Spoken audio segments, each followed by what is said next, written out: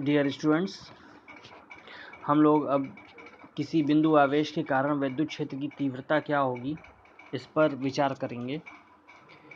तो मैंने आपको वैसे एक हिंट दे दिया था पहले ही। अगर हमें किसी बिंदु आवेश के कारण जो है किसी दूसरे बिंदु पर यदि विद्युत क्षेत्र की तीव्रता निकालनी है तो हमें क्या करना पड़ेगा, हमें उस बिंदु पर एक पॉजिटिव टेस्ट चार्ज या धनात्मक परीक्षण आवेश रखना पड़ेगा। ठीक है, तो वो धनात्मक परीक्षण आवेश जिस डायरेक्शन में जाएगा वही उस पर लगने वाला विद्युत बल होगा तथा उसी दिशा में वही विद्युत क्षेत्र की तीव्रता होगी। ठीक है, तो देखिए, और इसके अलावा मैंने आपको हिंट भी किया था कि यदि कोई जैसे ये पॉजिटिव चार्ज है, ये सपोज प्लस क्यू है, और यहाँ पे ये आपका ये अगर यहाँ पे हम प्लस क्यू नॉट चार्ज लेके आते हैं तो इसकी वजह से इस पर जो बल लगता है ये बाहर की तरफ लगता है। ठीक है, तो ये F हो गया। और विद्युत क्षेत्र की तीव्रता अगर हमें इस P पॉइंट पे निकालनी है तो हमें यहाँ पे एक पॉजिटिव टेस्ट चार्ज ये रखना होता है, और इस पर जिस दिशा में बल लग रहा होता है वही आपकी विद्युत बल रेखाओं की दिशा हो जाती है, वही आपके विद्युत बल की दिशा हो जाती है। और इसका जो फार्मूला मैंने आपको बताया था F=E/Q आया था। ठीक है, तो यहाँ तक आपको सारी चीज़ें क्लियर हैं। अब कूलाम के नियम के अनुसार धन परीक्षण प्लस क्यू नॉट पर लगने वाले विद्युत बल का मान। अच्छा, इसके पहले आप जरा ये देख लो क्या है ये। माना प्लस क्यू कूलाम का आवेश किसी ऐसे माध्यम में बिंदु O, ये बिंदु O है, पर स्थित है जिसका परावैद्युतांक K है। आवेश प्लस क्यू द्वारा उत्पन्न वैद्युत क्षेत्र में बिंदु O से R मीटर की दूरी पर एक बिंदु P स्थित है। ठीक है, हमें P बिंदु पर विद्युत क्षेत्र की तीव्रता निकालनी है। ठीक है, हम क्या करते हैं, इसके लिए P बिंदु पर क्या करेंगे, एक प्लस क्यू नॉट का धन परीक्षण आवेश रखेंगे। अब इस पर जो है धन परीक्षण आवेश प्लस क्यू नॉट पर लगने वाले विद्युत बल का मान निकालेंगे। तो F क्या हो जाएगा, F=1/4πε0K इंटू Q/R²। ठीक है, और हम Q नॉट पे निकाल रहे हैं तो Q नॉट और लगा देंगे। यह सीधे सीधे कूलाम का नियम जो होता है आपका। ठीक है, तो 1/4πε0K Q1 Q2/R² सीधे आप अप्लाई कर दो।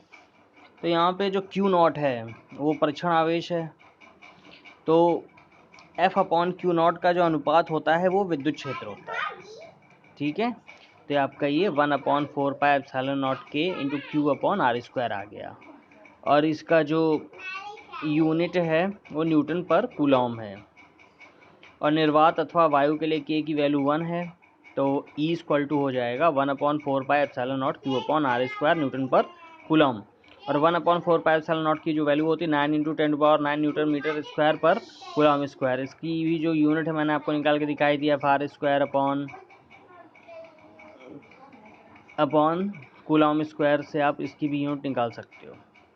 ठीक है, तो ये Fr² का मतलब वही Newton into R² metre square upon coulomb square. ठीक है, और अब देखिए, विद्युत क्षेत्र उत्पन्न करने वाला बिंदु O पर स्थित आवेश -Q होता है, तब बिंदु P पर विद्युत क्षेत्र की तीव्रता E की दिशा अर्थात PO अर्थात -Q की ओर होती है। ये चीज़ पहले भी डिस्कस हो चुकी है। एक चीज़ और जो इसमें इम्पॉर्टेंट है, यदि किसी स्थान पर कई बिंदु आवेश Q1 Q2 Q3 विद्यमान हो, तब उस स्थान के किसी एक बिंदु पर प्रत्येक बिंदु आवेश वही तीव्रता उत्पन्न करेगा जो अन्य बिंदु आवेश की अनुपस्थिति में करता। अर्थात उन सभी बिंदु आवेशों के कारण विद्युत क्षेत्र की तीव्रता E विभिन्न आवेशों द्वारा अलग अलग उत्पन्न तीव्रताओं E1 E2 E3 के सदिश योग के बराबर होगी। ठीक है, तो ये भी आप लोग देख ही चुके हो। ठीक है, इसमें क्या किया गया था, इसमें एक्चुअली इसमें आपका इसमें जो है वही एक प्लस क्यू चार्ज ये था। यहाँ आपको इस सपोज ये O बिंदु है यहाँ पे स्थित है, और ये P बिंदु पे आपको तीव्रता ज्ञात करनी है। ठीक है, और यहाँ पे प्लस क्यू नॉट चार्ज आपने रख दिया है। जिस बिंदु पे तीव्रता ज्ञात करनी होती है उस बिंदु पे हम प्लस क्यू नॉट रख देते हैं, और क्योंकि दोनों प्लस प्लस हैं तो क्यू नॉट पे जो बल लगेगा वो इधर की तरफ लगेगा, ठीक है, बाहर की तरफ। ओके, और इसका जो फॉर्मूला आता है E = 1/4 pi epsilon not Q/r² आ जाएगा। अच्छा, कई बिंदु हैं, सपोज कई सारे चार्ज हैं, कई सारे अगर चार्ज हैं तो उसके लिए जैसे आपने अध्यारोपण का सिद्धांत लगाया, सपोज एक है आपका Q1, फिर है आपका Q2, फिर है आपका Q3, तो यहाँ से एक रेफरेंस पॉइंट ले लेते हैं O, ये, और हमें सपोज इस बिंदु P पर ज्ञात करना है तीव्रता। तो एक बार ये इसकी वजह से क्या होगी, यहाँ पे एक प्लस क्यू नॉट रखा है, इसकी वजह से क्या होगी E1, इसकी वजह से क्या होगी E2, इसकी वजह से क्या होगी E3। अब इन सब का क्या करेंगे, इस वाले का, अब सबका जो है हम लोग सदिश योग निकाल लेंगे, ठीक है। तो एक बार इन दोनों का सदिश योग निकाल लेंगे, उससे जो आंसर आएगा उसका और इसका, इनका सदिश योग निकाल लेंगे, ठीक है। तो इस तरीके सबका सदिश योग निकाल के फाइनली हम सबको सम कर देंगे, आपके पास आंसर आ जाएगा, ठीक है। Clear, thank you.